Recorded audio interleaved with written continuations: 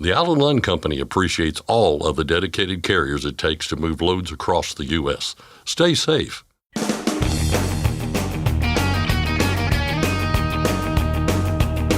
OOIDA, representing America's truckers since 1973, presents Landline Now with your host, Mark Redding. The number of cargo theft incidents spiked in 2023. That goes for traditional thefts, broker fraud, and misdirection attacks. Keith Lewis of CargoNet breaks down what's behind that and what can be done about it. Some truckers are facing heavy fines for traveling through a construction project on I-20 in Louisiana. I'll discuss what you need to know with Erin Buchanan of the Louisiana Department of Transportation and Development. And finally, the spot market continues to pick up speed as we move further into spring. We'll take a look at the numbers with Robert Rouse of DAT in today's Market Update. But first, the news with Ashley Blackford. Thanks, Mark. The U.S. Small Business Administration has established 2 business recovery centers in response to the collapse of the Francis Scott Key Bridge in Baltimore. The disaster declaration has been issued for small businesses and other entities in counties affected by the incident. Eligible applicants may apply for a federal disaster loan of up to $2 million to overcome temporary revenue loss related to the bridge collapse. Approved loans may be used to pay normal operating expenses, including fixed debts, payroll, accounts payable, and other bills affected by this disruption, according to the administration. The deadline to apply is December 30th. Driver training in the trucking industry needs to be strengthened, not weakened. That is the Owner-Operator Independent Drivers Association's response to FMCSA's proposed changes to CDL requirements. In February, FMCSA published a notice of proposed rulemaking aimed at increasing flexibility for state driver licensing agencies and applicants. OOIDA, which refutes any claims of there being a driver shortage, says there is no justification for making it easier for unqualified truckers to possess a commercial driver's license. In comments signed by President Todd Spencer, the association wrote that far too many new drivers are entering the trucking industry right now and driving on roadways without the basic skills to safely operate a commercial vehicle. OOIDA added that it questions this proposal as it would weaken driver training standards and fail to improve highway safety. FMCSA's proposed changes include giving applicants the option to take a CDL skills test in a state that isn't their home state, allowing commercial learners permit holders who have passed the CDL skills test to operate commercial motor vehicles on public roads without a qualified CDL holder in the passenger seat, and removing the requirement that an applicant wait at least 14 days to take the CDL skills test following the initial issuance of a commercial learner's permit. FMCSA received nearly 650 comments on the proposal, many of which echoed OOIDA's concerns. The U.S. Department of Transportation is projected to unveil a final rule requiring automatic emergency braking systems on heavy trucks sometime this month, but movement could come later. The final rule hasn't been submitted to the White House Office of Management and Budget for review yet, a step that's required before publication in the Federal Register, and OMB reviews often take months. For example, NHTSA's final rule on light vehicle automatic emergency braking was submitted to the White House in mid-January and still has not been cleared. The AEB proposal for heavy vehicles calls for all Class 7 and 8 vehicles, those weighing more than 26,000 pounds, to meet new standards 3 years after the rule takes effect. There would not be any retrofit requirements on existing heavy vehicles. Many truck drivers are opposed to a mandate and have cited existing problems with the technology. The Owner-Operator Independent Drivers Association told the agencies in written comments that drivers are experiencing way too many false activations with AEB systems. The spot market is continuing to pick up speed as we move into spring.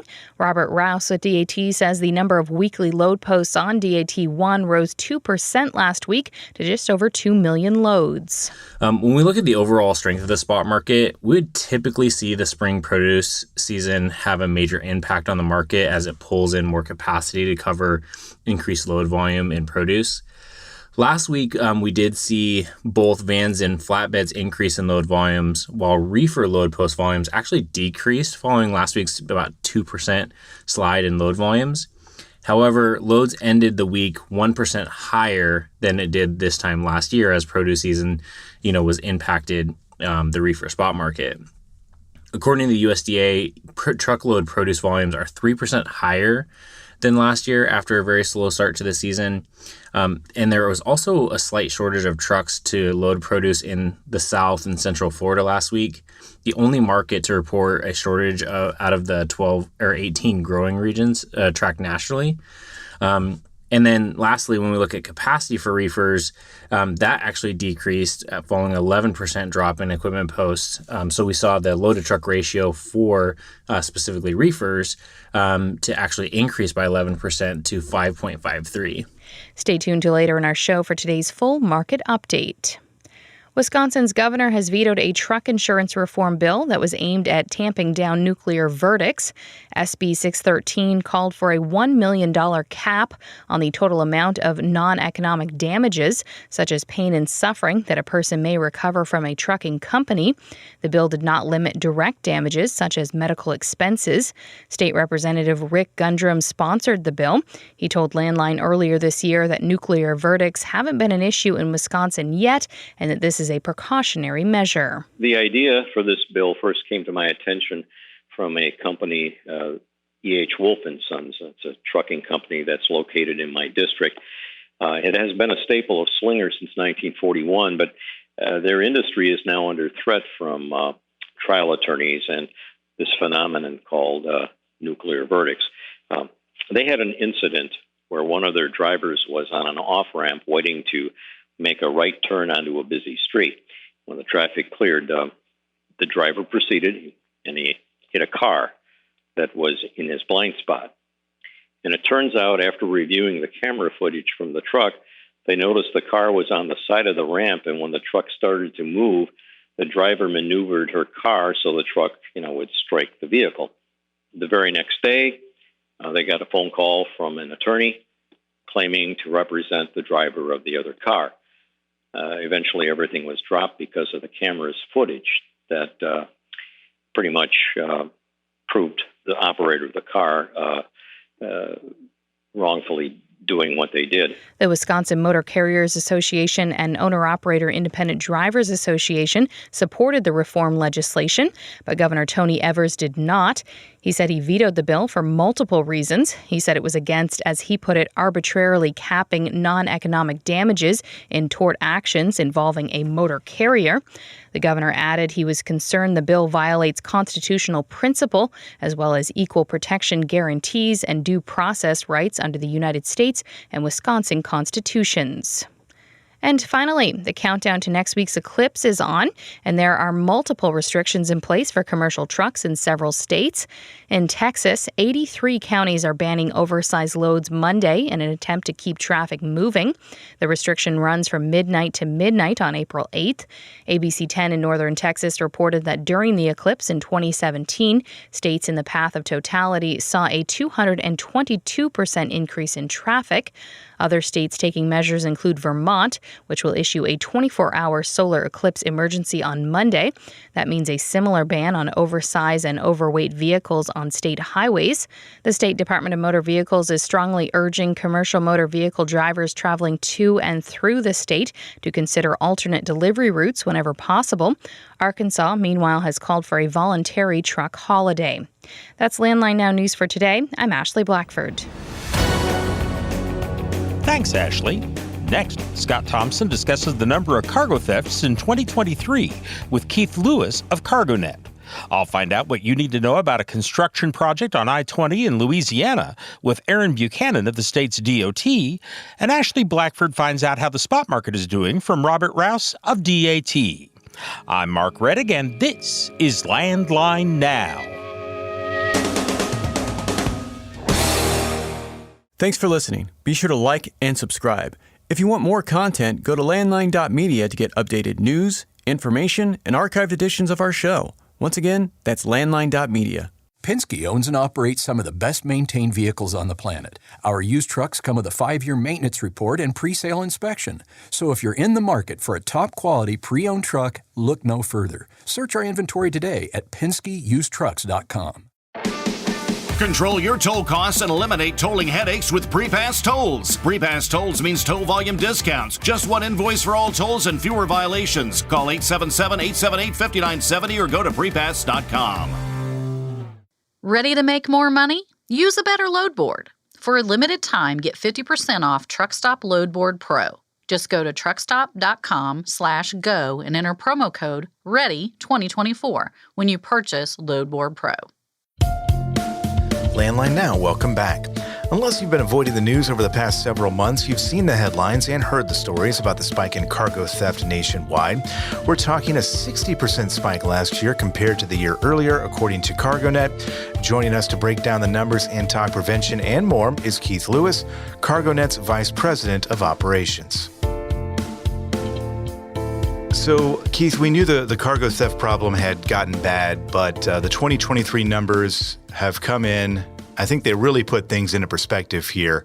If you could start by just kind of running through the numbers for us and what we saw last year, and really the percentage by which things have increased is really an eye-opener.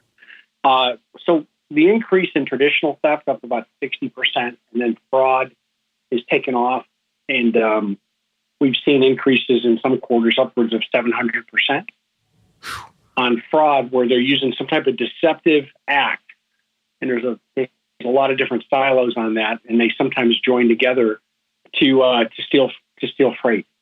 And what we're seeing more now is even on traditional cargo theft and pilferages, and especially in the fraud theft area, more targeted commodities.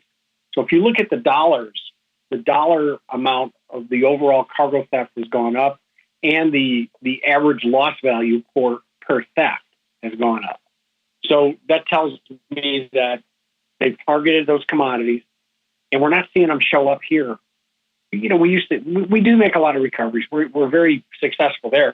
Of course, the more you steal, the more chances you have of recoveries, right?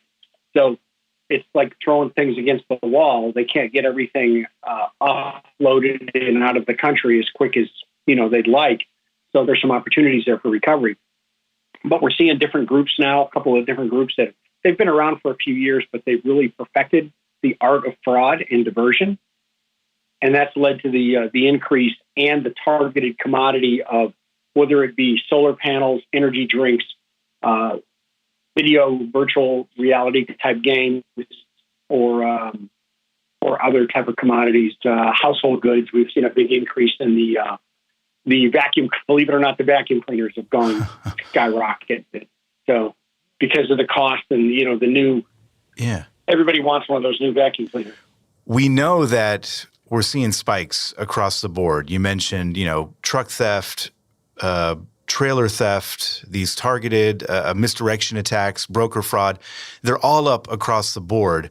And I guess we could kind of take these one by one here, I suppose, if we wanted to. But, why? Why is it up so much? Is it just this these groups that you kind of mentioned there that have just really stepped things up? Is it a combination of things? I mean, these are really eye-opening numbers, and they continue to be eye-opening numbers, and it doesn't seem like there's any chance of them going down anytime soon.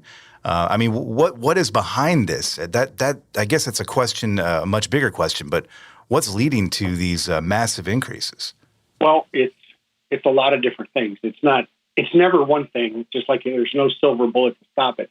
So it's best practices the bad guys learned during COVID. You can work from home.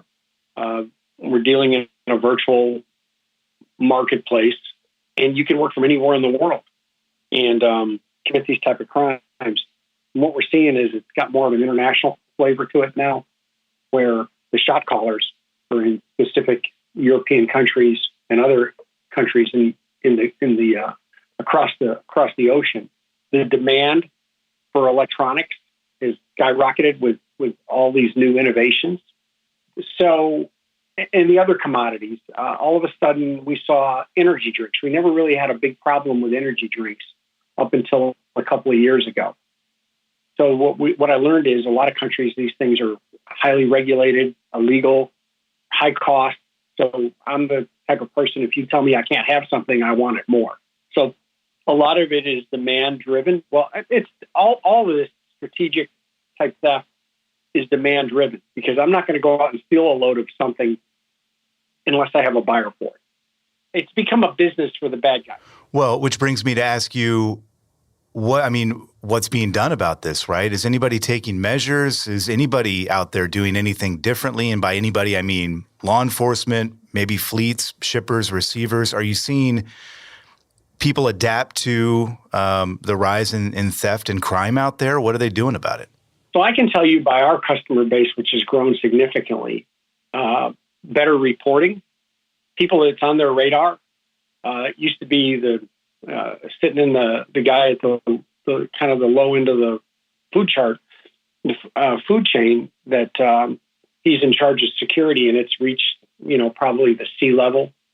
They're taking a big interest in it. There's industry associations that have formed task forces to come up with best practices. The TIA, for one, has come up with, and DAT, they've come up with some great innovations on preventing this. The problem is it's outpacing the fraud. So if it's coming at you so fast, you can't keep up with it. And the quote I always say, we're playing checkers and they're playing chess. So they're staying 2 or 3 steps ahead of us. So you think about the demand on law enforcement with the shortage of police officers and federal agents in the United States. If you go out on the internet and just Google police jobs, you'll have thousands of pages with agencies hiring all over the United States. One of them in Nevada is offering a $40,000 signing bonus for police officers, because the shortage is so bad, and crime has risen. From the organized retail crime to fraud, and to this. This is not taking a priority in law enforcement. Sometimes looked at as a victimless crime, although there is a victim. The victim is you and I, the consumer. Yeah. Just like organized retail crime, the cost is passed on. The FBI and Homeland Security have taken some measures. Homeland Security, HSI, just did an unbelievable job on some railroad thefts here that we saw in Arizona, that they made an arrest and a recovery in California. But the successes are far and few between. And if you look at the number of thefts versus the number of successes, the losses are outweighing the wins here. Law enforcement stretched. Some agencies have gone away from trying to make arrests and prosecutions, just recovering stolen goods, because we found this as it's stolen. Yeah, okay, come get it. Move on to the next one. It's become a real challenge for law enforcement. Now, Keith, I'm looking at the map CargoNet put together here on problem areas in 2023. There are a few red spots in Los Angeles and Chicago and Dallas. Miami's on there, it looks like, as well. There's also a lot of green that I'm noticing. And as you kind of look at this crime map here, as it were, what stands out to you? And are there new areas where crime is a bigger problem than it maybe was before? Yeah. So if you look at the heat map on the first page, and you look at LA, the LA area, you see that orange spot there? Yep. Okay, just bear with me.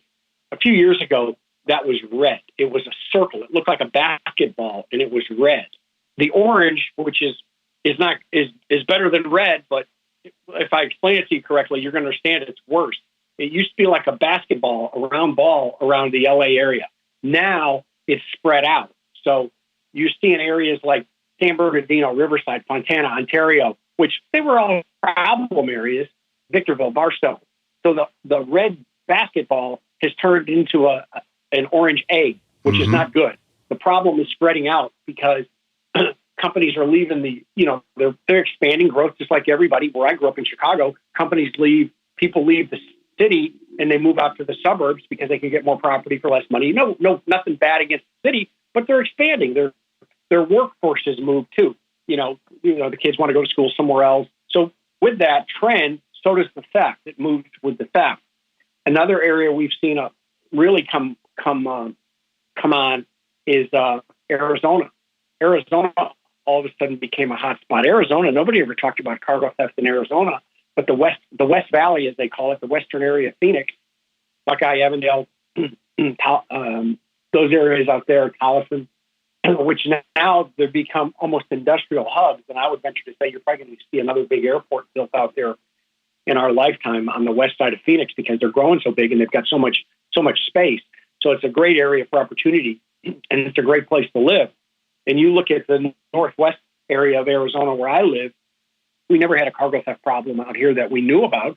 And all of a sudden last year, we probably got, a couple of dozen of pilferages out here and another couple dozen railroad thefts where they jump on the train in Needles and they cut the brake lines and they unloaded around 20 miles into the state of Arizona. So as the goods and people move and the bad guys come up with better ways to steal the freight. For example, if I'm shipping a load out of the California area, and I'm not picking on California, but if I'm shipping a load out of the LA basin, I don't want my trucks to stop until they get out of California because we all know California is the bad area. Well, they get 2 miles or 9 miles exactly into the state of Arizona on the I-10 and on the I-40. There's truck stops there 10, 15 miles in. Yeah. You got a group of truck stops. So now that's where they're stopping. So the bad guys are moving because they know that's where the trucks are going to stop. Plus the fuel's a couple dollars. The other contributing factor is the fuel's at least a couple dollars a gallon cheaper when you get into Arizona from California. So the truckers are smart. They're going to buy the cheaper fuel. And the bad guys know it. And they know that's where they're going to go steal the freight. Same thing you see in Florida. It's spread north. And Atlanta has become a hotspot again. The Southeast, you see a dot there. You look at the I-75, the I-85 corridor, it makes an X going through Atlanta. Yeah. And those areas have become hotspots again because of the push of everybody moving to Florida. All the goods are going down there. And it's a supply and demand. So whatever the consumer's buying, that's what they're stealing. Yeah, it makes sense. Let's talk prevention because we talk about this every time we speak with you, but I think it's worth repeating over and over again for folks out there that, as you pointed out, high fuel prices, low rates. They're also facing, traditional cargo theft, broker fraud, misdirection attacks. There's all of these things out there that are lurking that can really ruin a day and a week and a month and so on and so forth. Just tips from you on what our listeners should be doing specifically to make sure, doing everything they can to make sure that they're not a victim. What's your advice for them? Well, just a prediction. I'd keep an eye on the Baltimore area with the bridge incident. Yeah. We're going to see delays there. And anytime you have delays in the supply chain, that opens up the opportunity for theft. So I would keep an eye on that area there as a prevention tool. I would plan my route going in and out of that area for security. You have to use the data. The data we provide tells you if I know that there's a street in my neighborhood where bad people live, do I want my child walking down that street? Probably not. But if I can tell you where the bad area is, where not to park, where not to stop, what bad actors to stay away from, because we have all that information, all that intelligence, I would take that and I would use that as a prevention tool. And we have a lot of customers that do, but there's so many logistics companies out there, thousands, tens of hundreds of thousands, that don't use our data to prevent these type of thefts. The other thing is when you use the data to find out where the hotspots are, you may need a set of team drivers. You may need some special driver coaching, or you may want to put your best driver on that route and say, look, when you get to this exit, we know you have to stop because you're going to be out of hours. This is how we want you to park the truck. This is where we want you to position the truck. And if you can't do that, call us. We'll work out something. We'll find you a security yard to park in if the truck stops full of other trucks you can't get in. Double lock the trailer door. What prevents, a lot of times you see a seal on the right door of the trailer. What prevents them from opening the left door? Nothing, a rubber seal. Mm-hmm. That's all it is. So, and then you see a seal on the door with no lock.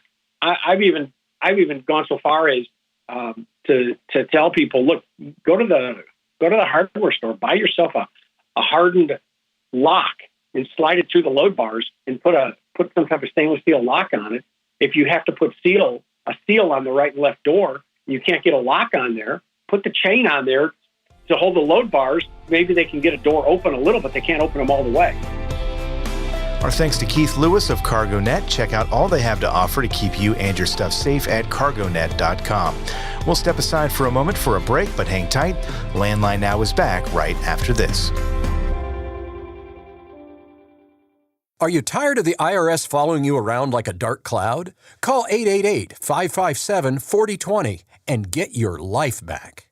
Firestone tires are for more of everything. With more durability for more miles and more confidence in your fleet. Firestone's tested tires help fleets save with value where it matters most. Find your local Firestone dealer today at firestonetire.com/dealer. When it's time to overhaul your truck engine, help protect it by insisting on a genuine Vibertech TVD crankshaft damper. Heavy duty, absolute premium quality, and they're made right here in the USA. Find a dealer at VibertechTVD.com. It's tested and proven. Burn 2.1% less fuel when you balance all wheel ends with Centromatic. Call 800-523-8473 to get the OOIDA discount. Construction zones can present some real challenges for those who travel through them, especially for 18-wheelers. You're listening to Landline Now, and I'm your host, Mark Reddick. Welcome back to the program. One example underway right now is an improvement project on Interstate 20 near Shreveport, Louisiana. And some truckers are not only running into problems in that construction zone, some of them may face some stiff fines if they even travel there. So what do you need to know if you're going to travel through that area? I got the details from Erin Buchanan, a public information officer with the Louisiana Department of Transportation and Development. Well, Erin, first of all, I'm wondering if you can start kind of generally here. We've got this project on I-20 near Shreveport. Can you kind of describe what's being done to the highway in that area? So we have a project that includes a major rehabilitation portion, as well as concrete panel replacement and repair. And the major rehabilitation portion of the project is taking place in Bossier City, which is across the Red River from Shreveport.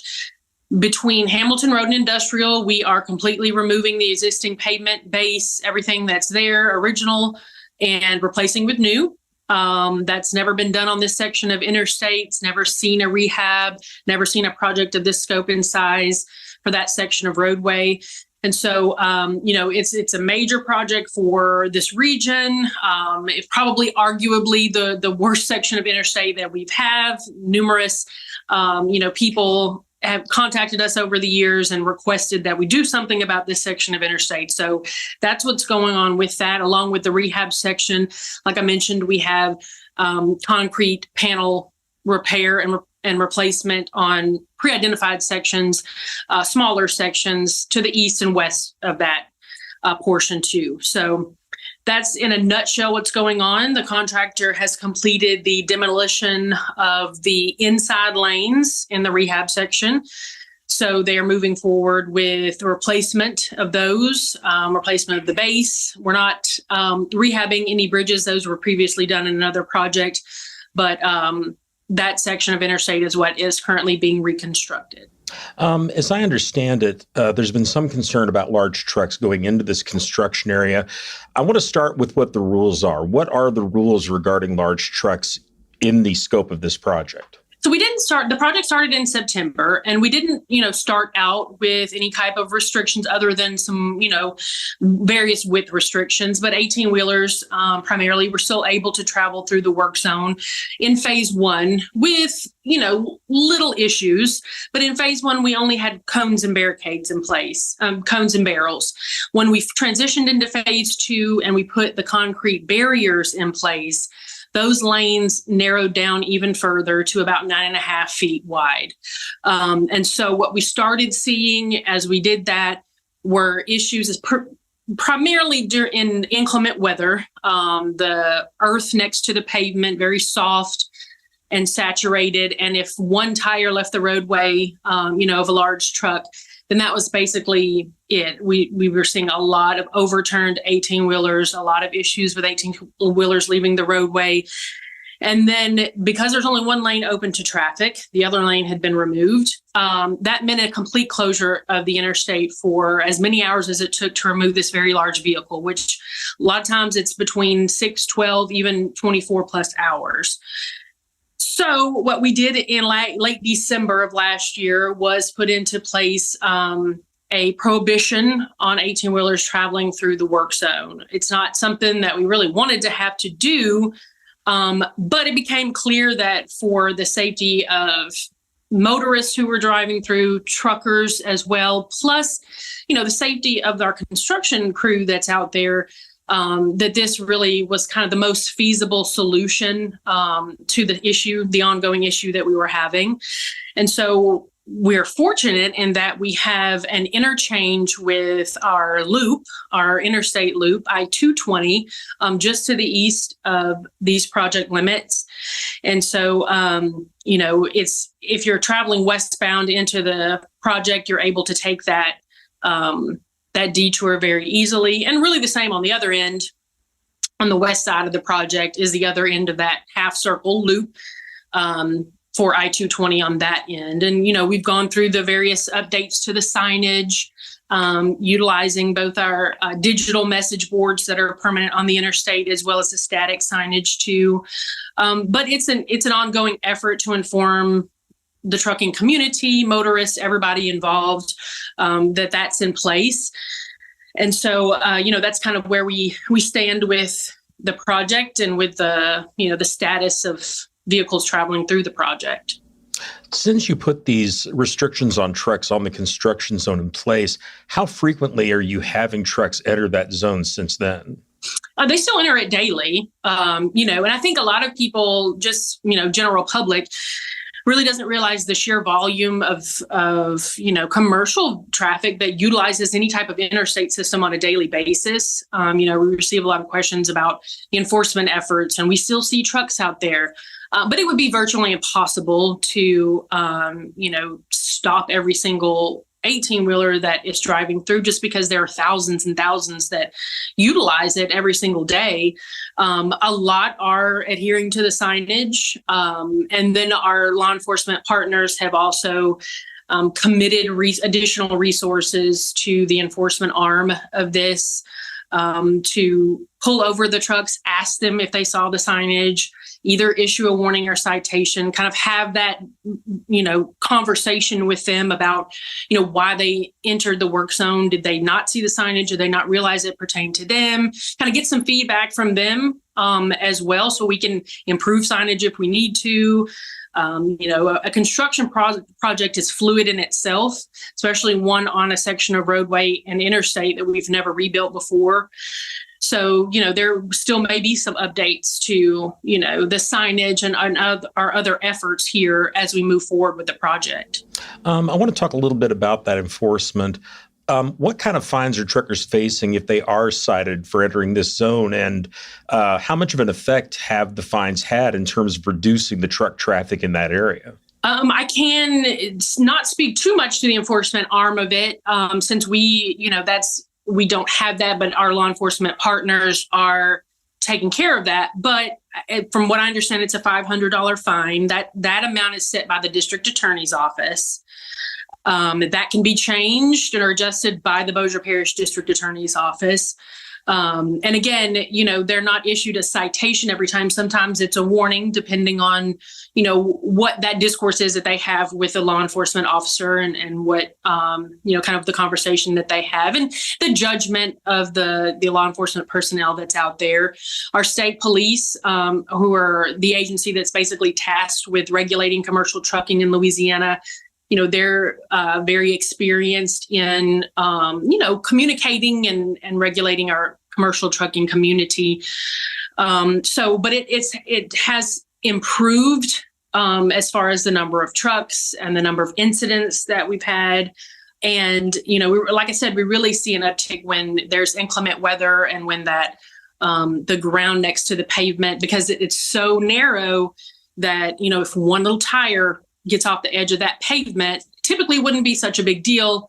But in this instance, it is. And it usually means that the driver is unable to recover the vehicle and get back to the roadway. And it usually ends up with a roadway departure crash. So, but the enforcement arm of this has been effective thus far. But again, like I said, this is a fluid situation. We may make changes to signage. We'll continue to issue information about the project and continue to push that communication, just so, we don't want to have to issue citations. It's not, something that we're celebrating per se, because, it's not fun for anybody. No one wants to get a $500 ticket. This is requiring additional resources from law enforcement that could be used elsewhere. However, at the end of the day, We're really trying to ensure that we've got a safe and successful construction project that is staying on track. We've got actual human beings that are working out there on this project that are just trying to make it home safely at the end of the day. And that's really what we're trying to do, is maintain, a level of safety for motorists, for the truckers, and for our construction crews that are out there. You mentioned the 220 Loop Highway in that area as an alternate route. And just for people that maybe have not been there but may be passing through that area, I looked at a map. It doesn't look like that takes you very far out of your way at all. Right. So this is a good alternative in this case. It is a very good. And again, that's why we're fortunate to have it. Even if you were to take the entire loop, which there's an extension to I-220 as well, via one of our state highways, you're not out of the way by more than 15 or 20 minutes. And in the grand scheme, there are some detours that are extremely lengthy, and other places where you're out an hour or more. So we are very fortunate to have an interstate level loop that can handle the level of traffic that I-20 typically handles, and utilize that as a feasible detour. If we did not have that, we'd really be facing a very complicated scenario. But fortunately, we do have that loop, and it does not take someone who's having to detour out of the way particularly far. It's got multiple interchanges along that loop that if you were to need to exit and, take a surface street to get to your destination, you can do so with, somewhat minimal impact to your time. So we are, again, fortunate to have I-220 available to us. So looking at the project overall, do you have an estimated completion date for the work on I-20 at this point? We do. We're looking at late 2025, so late next year, for an overall completion. We're in, again, phase 2. Phase 3 kind of looks a lot like phase 2. Once we get the inside lanes built, we'll shift traffic over to those and demolish and rebuild the outside lanes, as well as all of the on and off ramps at each of the interchanges that are inside that rehabilitation zone. So, we're looking at probably another 9 months or so on phase 2, and then we'll shift over to phase 3 and continue work there. Does it appear that the truck restrictions will need to stay in place throughout the scope of the project? At this time, probably, although, once we get the new pavement in place, we may be able to widen out the width of some of the lanes for phase 3. And so it may not necessarily be required for all of phase 3. Again, it would be great to not have to worry about that for everybody. We know they're just trying to do a job too. And we certainly recognize that and appreciate that.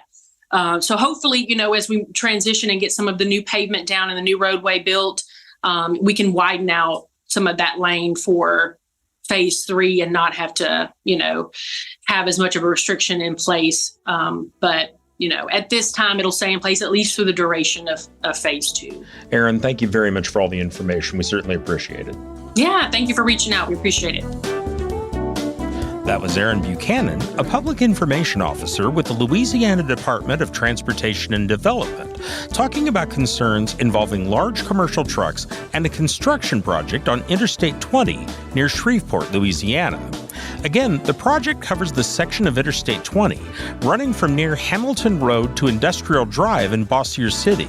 That section of the highway carries anywhere from 70,000 to 100,000 vehicles per day.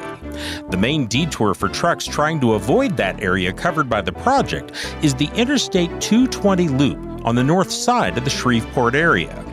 During the third phase of the project, on and off ramps will be closed one at a time at Barksdale Boulevard, Old Minden Road, Airline Drive, and Industrial Drive. We'll have a link to the Department of Transportation and Development's webpage for the project on our website, landlinenow.com. Just click on the photo or headline at the top of the page to find all the website links, email addresses, and phone numbers we mention on the show. I'm Mark Reddig, and this is Landline Now.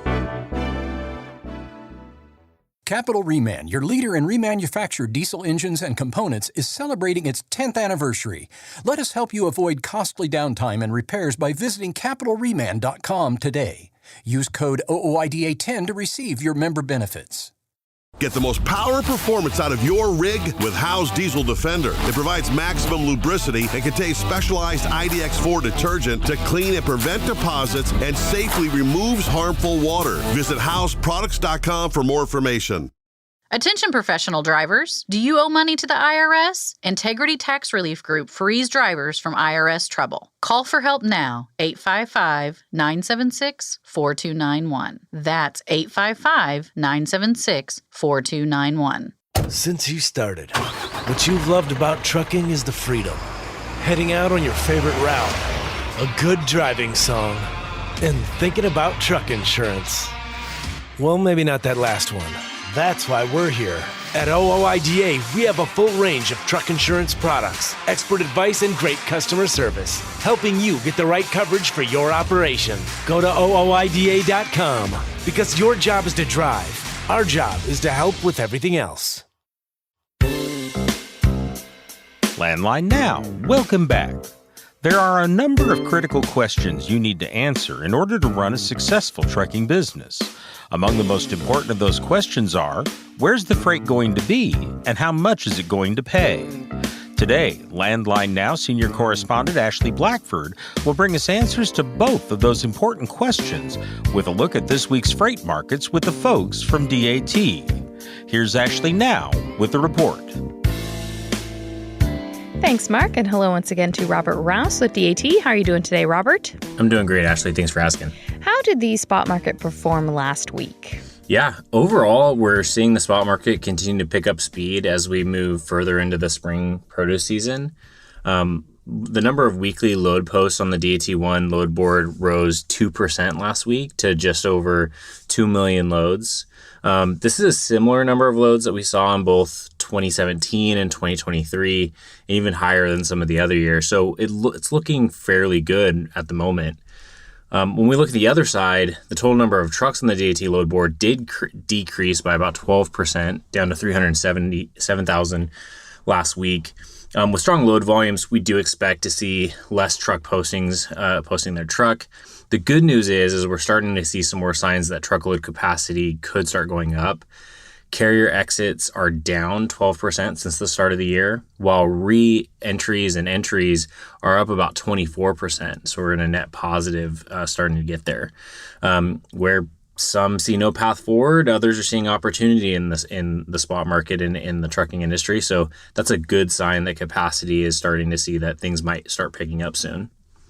When we look at the overall strength of the spot market, we would typically see the spring produce season have a major impact on the market as it pulls in more capacity to cover increased load volume in produce. Last week, we did see both vans and flatbeds increase in load volumes, while reefer load post volumes actually decreased following last week's about 2% slide in load volumes. However, loads ended the week 1% higher than it did this time last year as produce season, was impacted the reefer spot market. According to the USDA, truckload produce volumes are 3% higher than last year after a very slow start to the season. And there was also a slight shortage of trucks to load produce in the South and Central Florida last week. The only market to report a shortage out of the 12 or 18 growing regions tracked nationally. And then lastly, when we look at capacity for reefers, that actually decreased following an 11% drop in equipment posts. So we saw the load-to-truck ratio for specifically reefers to actually increase by 11% to 5.53. Lastly, when we look at rates, even though we've seen increases in overall load volumes, we have not experienced major changes in line haul rates from last week. First, the national average dry van line haul rate remained flat last week at $2.05 per mile with fuel, which is about 10 cents per mile lower than it was this time last year. Similarly, we saw available capacity continue to tighten, with flatbed spot rates up by just over a penny per mile last week to a national average of $2.59 per mile. And then lastly, after being primarily flat for about a month, reefer spot rates decreased by just about 2 cents per mile to $2.39 per mile last week, even though the national volume of loads moved up about 12% during the last month. So we're definitely seeing load volumes come up, but we're not quite seeing rates start to come. Those should start to follow as we move closer into the spring. With the collapse of the Francis Scott Key Bridge last week, what immediate impact does DAT see this having on the spot market? Yeah, this is a very important incident that happened. Baltimore has 110 million people, or about 1/3 of the U.S. population, within a 500-mile radius or a day's drive by truck. And it's a pretty key freight hub for many shippers, brokers, and carriers. The bridge collapse in Baltimore following last week's collision with the Maersk-operated container vessel Dolly has resulted in the closure of the Port of Baltimore and the main traffic artery to the south on Interstate 695. General freight carriers will experience traffic delays as they divert north on I-695 to I-895 and I-95, while hazmat carriers will have to use the 695 loop to the west now. The bridge over the 695 is gone. Hazmat loads are not allowed on the I-895 tunnel through Baltimore, and that alone is going to add 30 miles of detours to every single load. The longer-term impact on freight markets remains to be seen as shipping lines divert cargo vessels to nearby ports, with Norfolk and New York being the most likely recipients of additional volume of containers and roll-on and roll-off freight. The immediate impact should be reducing outbound freight volumes on key freight market lanes from Baltimore to the west, including, Chicago, South Bend, and Indianapolis. Carriers forced to reposition equipment to other markets will take time and add cost, especially considering Baltimore is the furthest port inland on the East Coast. It's about 150 miles further inland than New York City. And March is typically the peak of imports for farming machinery and construction equipment in the Port of Baltimore, receiving just over 12% of its entire annual volume. For auto haulers and flatbed carriers, the port closure is a pretty big deal, considering the port is the largest port in the country for import of roll-on, roll-off cargo, including automobiles, tractors, trucks, farm machinery, excavators, backhoes, wood chippers, forklifts, and hay balers. It's also the closest port on the East Coast to the Farm and Construction Machinery Center in the Quad City regions on the Mississippi River, which is Davenport, Rock Island, East Moline, and Bettendorf. Cass New Holland, Agriculture, Caterpillar, John Deere, Agco, Class, Komatsu, John Deere are all big customers of the Port of Baltimore and will have to find alternatives to ship goods to their assembly plants, and in return, exports via another port. John Deere's world headquarters are in Davenport, Iowa, and Caterpillar's are in Mapleton, Illinois, which is 100 miles southeast. Baltimore is a major flatbed spot market, consistently ranking in the top 10 nationally this time of year during the peak machinery import season. Last week's bridge collapse saw a surge in loads moved, up 57% week over week, while sufficient available capacity resulted in the market average line haul rates dropping by about 5 cents per mile. At a lane level, the impact on spot rates was pretty mixed. There was a surge in line haul rates early last week on key freight lanes as the market processed the impact of the bridge collapse. That included Baltimore to Chicago loads moved, which increased by about 117% week over week, driving up the spot rates on that lane by 25 cents per mile up to $2.58 per mile last week. What tips do you have for owner-operators this week? Yeah, a couple of weeks ago, I got the opportunity to talk to owner-operators at the Mid-America Truck Show about creating profitable partnerships. Throughout a ton of great conversations, a common thread was there is an increase in the importance of strong relationships between brokers and carriers. However, if you've never worked with a broker before, you have to rely on your online presence to really make a really good impression. This is why your online presence is extremely important to manage. There's a lot of tools that are being developed to help quickly vet new business relationships to reduce fraud and bad behavior. But one of the first steps you can take is to closely monitor all the reporting agencies are saying about your company and the load providers are using. A good resource is the DAT directory, as it has the latest information about every carrier, broker, and shipper on a network. Drawing from government and commercial resources, it can help users validate a company's contact information, operating authority, publicly available safety data, and insurance information. It also has reviews of brokers and carriers. You can always write reviews, request reviews, and make them part of your strategy to market your services and make yourself stand out. You can always learn more at the DAT.com/directory. When you search for a broker, just click read all reviews. While you're there, check to make sure your information is up to date. It's the first step in managing your online reputation. If our listeners want more information, where can they go for that? Yeah, you can get the latest rate information at dat.com/trendlines, or look for the weekly market updates on the DAT blog. They're published every Wednesday. Robert, thank you so much. Thanks, Ashley. Appreciate it. That was Robert Rouse with DAT. Mark, back to you. Thanks, Ashley. That's our program for today. Thank you for joining us. I'm Mark Reddig, and this is Landline Now.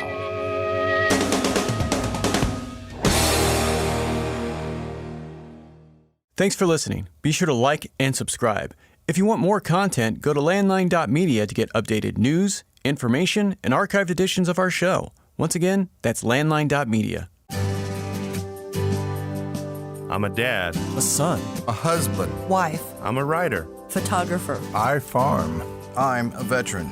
I love old cars, fishing, my kids, Chrome, and I am a professional truck driver. And together we are OOIDA.